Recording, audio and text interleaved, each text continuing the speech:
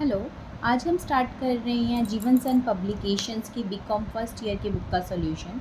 आज हम जो करेंगे चैप्टर 4 का सॉल्यूशन करेंगे, जो कि आपका है अरिथमेटिक एंड ज्योमेट्रिक प्रोग्रेशन के ऊपर। तो अरिथमेटिक प्रोग्रेशन आपका क्या होता है? अरिथमेटिक प्रोग्रेशन यानी कि एपी, जिसमें कॉमन डिफरेंस सेम होता है। जैसे मान लो आपकी एक सीरीज़ चल रही है A1, A2, A3, A4 up to so on. इसमें डी कैसे निकालते हैं हम? A2 minus A1 equals to A3 minus A2। अगर ये दोनों डिफरेंस सेम आ रहे हैं तो इसका मतलब जो हमारी सीरीज़ होगी वो अरिथमेटिक प्रोग्रेशन में होगी। अब इसमें एन टर्म कैसे फाइंड आउट करते हैं? an equals to a plus N minus one into D. अगर इन्हीं टर्म्स का हमें सम निकालने के लिए बोला जाए तो एस एन कैसे निकाला जाएगा? S N equals to N by two A plus N minus one into D. अब हम एक्सरसाइज 4.1 स्टार्ट करते हैं। एक्सरसाइज 4.1 जैसे कि आप देख सकते हैं कि आपको बोला गया है कि right the next term of the following sequence. आपको सीरीज़ गिवन है 2, 6, 12, 20। अब देखिए यहाँ पे सबसे पहले 2, 6, 12, 20। अब आपने इसमें क्या करना है? डिफरेंस देखना है। 2 और 6 में डिफरेंस 4 का है, 6 एंड 12 में डिफरेंस 6 का है, 12 एंड 20 में डिफरेंस 8 का है। तो नेक्स्ट टर्म में डिफरेंस कितने का होगा? 10 का, क्योंकि यहाँ पे 2 का मल्टीपल चल रहा है। 2 2 ज़ा 4, 2 3 ज़ा 6, 2 4 ज़ा 8, 2 5 ज़ा 10 होगा। तो नेक्स्ट टर्म आपकी क्या आ जाएगी? 30। This is your answer. Now next आप पार्ट्स आप खुद ट्राई करना। अब मैं आपको फिफ्थ पार्ट इसका समझा रही हूँ जो फ्रैक्शन में है। 1/2, 3/4, 7/8, 15/16 एंड नेक्स्ट टर्म आपको ये फाइंड आउट करनी है। ये कैसे आया आपका? देखिए, अगर हम न्यूमिनेटर की बात करें तो न्यूमिनेटर में कितना चल रहा है? 1 + 3 2 ऐड हो रहा है, 3 + 7 4 ऐड हो रहा है, 7 + 15 8 ऐड हो रहा है 7 से 15 होने में। तो यानी कि यहाँ पे अगर हम देखें ये 2 के मल्टीपल हो रहे हैं। 2 2 ज़ा 4, 4 2 ज़ा 8, तो 8 2 ज़ा 16 आना चाहिए। तो 15 + 16 कितना हो जाएगा? 31। अब नेक्स्ट डिनोमिनेटर में देखिए, डिनोमिनेटर में देखिए 2 का मल्टीपल चल रहा है। 2 2 ज़ा 4, 4 2 ज़ा 8, 8 2 ज़ा 16, तो 16 2 ज़ा कितना होना चाहिए? 32। तो इसलिए हमारा नेक्स्ट फ्रैक्शन क्या बनेगा? 31/32। अब देखिए नेक्स्ट टर्म।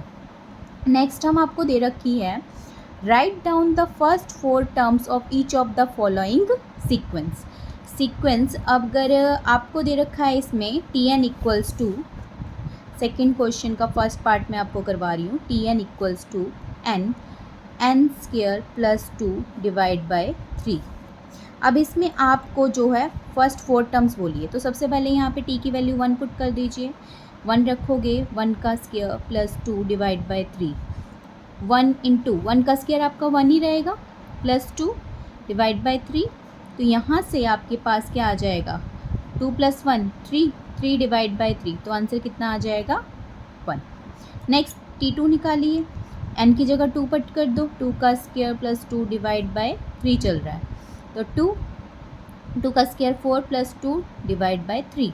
तो 2 इंटू 6, 4 + 2 आपका 6 हुआ, डिवाइड बाय 3, 3 2 ज़ा 6 और 2 2 ज़ा 4। तो T2 आपका कितना आ गया? 4। नेक्स्ट T3, n की जगह 3 पुट कर दीजिए। 3 का स्क्वायर प्लस 2 डिवाइड बाय 3। यहाँ से अगर देखें तो 3 से 3 कैंसिल हो जाएगा। 3 3 ज़ा 9 प्लस 2। नेक्स्ट टर्म क्या आ जाएगी आपकी? 11। नाउ T4 के लिए आप n की जगह 4 रखोगे। 4 का स्क्वायर प्लस 2 डिवाइड बाय 3। तो 4 मल्टीप्लाई 4 4 ज़ा 16, 16 प्लस 2 18, 18/3। 3 के टेबल में 18 6 पे जाएगा, 4 6 ज़ा 24। तो ये नेक्स्ट 4 टर्म्स आ गई 1, 4, 11 एंड 24। इसकी नेक्स्ट पार्ट आप खुद ट्राई करना। नेक्स्ट हम चलते हैं अब थर्ड क्वेश्चन पे। थर्ड क्वेश्चन भी सेकेंड क्वेश्चन के सिमिलर ही है। इसमें आपको बोल रखा है find the indicated terms in the following sequence whose N terms are. अब इसमें जो आपको इंडिकेटेड टर्म है, इंडिकेटेड टर्म यानी कि अगर यहाँ पे 10 बोल रखा है तो n की जगह आपने 10 पुट करना है। देखिए इसका सॉल्यूशन। थर्ड क्वेश्चन आपको गिवन है T N equals to n plus 1 2n plus 1 divide by 6। इसमें आपको T10 पूछा है तो n की जगह 10 रख दीजिए। 10 plus 1, 2 into 10 plus 1 divide by 6। 10 plus 1 11, 20 plus 1 21 divide by 6। अब ये 3 के टेबल से कट हो जाएंगे। 3 2 ज़ा 6, 3 7 ज़ा 21, 2 5 ज़ा। अब देखिए यहाँ पे 7 5 ज़ा 35, 35 को आप 11 से मल्टीप्लाई करिए। 11 से जब आप मल्टीप्लाई करोगे तो आपके पास आंसर कितना आ जाएगा, 385। This is your answer. Next सारे पार्ट्स आपने ऐसे ही करने हैं। इसमें आपको एक थर्ड पार्ट में करा देती हूँ। थर्ड पार्ट में आपको गिवन है Tn इक्वल्स टू 2 की पावर n प्लस 1 अपॉन में 3 की पावर n। इसमें आपको T3 फाइंड आउट करना है। T3 के लिए बस आपको n की जगह 3 रख दो।